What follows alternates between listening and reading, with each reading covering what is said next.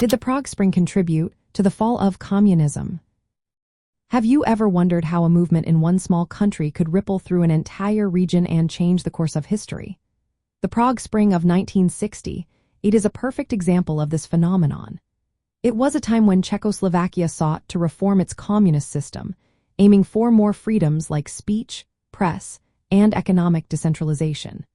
This movement was led by Alexander Dubček, who wanted to create a more humane version of socialism. The Prague Spring began as a response to the dissatisfaction with the harsh political repression and economic stagnation that many Czechoslovakians faced. The reforms allowed for more open discussions and criticisms of the Soviet model, which alarmed Soviet leaders. They feared that these ideas could weaken their control over Eastern Europe. This fear led to a military invasion in August 1968, which forcibly ended the Prague Spring. From a libertarian viewpoint, the Prague Spring highlighted important principles such as self-governance and the need for limited government interference. These ideas directly challenged the centralized authority of Soviet communism. The movement's focus on political liberalization and economic freedom mirrored libertarian beliefs in reducing state power and expanding individual liberties. Even though the Prague Spring was crushed, its legacy did not fade away.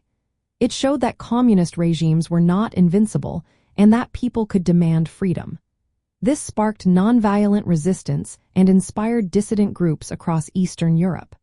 These movements gradually weakened the Soviet grip on the region, setting the stage for the broader collapse of communism 2 decades later.